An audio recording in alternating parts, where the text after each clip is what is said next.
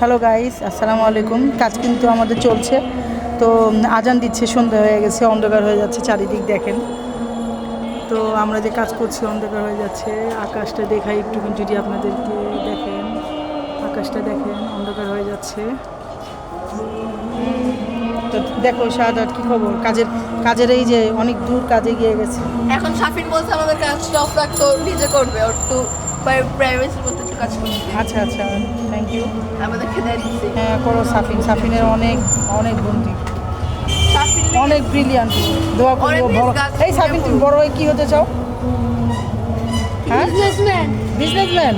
এই আজানের সময় দোয়া করছি আল্লাহ, হ্যাঁ আল্লাহর কাছে। হ্যাঁ গাছের না, কেন গাছের বিজনেস কেন? অবশ্যই দোয়া করছি সাফিন যেন খুব বড় মানের একজন বিজনেসম্যান হতে পারে। আলহামদুলিল্লাহ আলহামদুলিল্লাহ, অবশ্যই।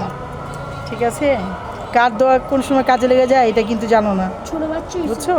আর পিতামাতার পরে সবসময় এটা মনে রাখবে, পিতামাতার পরে কার স্থান জানো এটা? হ্যাঁ, শিক্ষকের স্থান। পিতামাতার পরে যদি কারো স্থান থাকে সেটা হলো শিক্ষকের।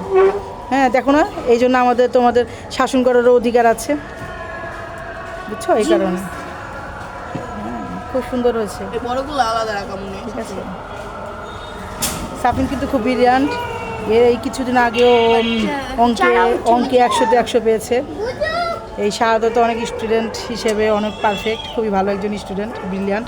ওদের বেশি সময় পড়া লাগে না, সবচেয়ে বড় কথা যেটা।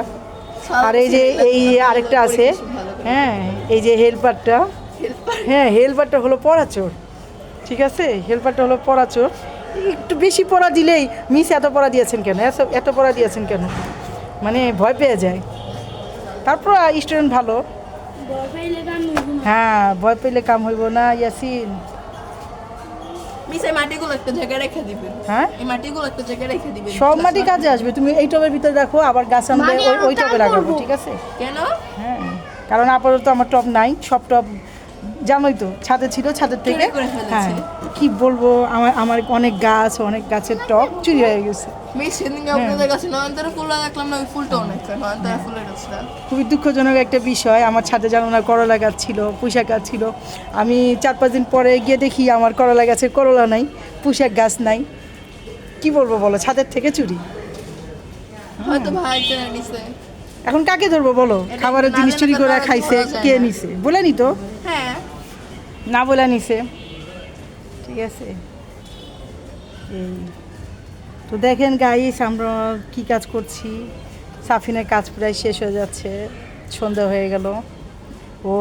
ও কিন্তু এই যে কাজ করছে, ও কিন্তু এসছে 4টার সময়। আগে ও 4টা থেকে 5:45 পর্যন্ত পড়াশোনা করছে। ওর যখন পড়াশোনা কমপ্লিট হয়েছে তখন গিয়ে ওই কাজে লাগছে।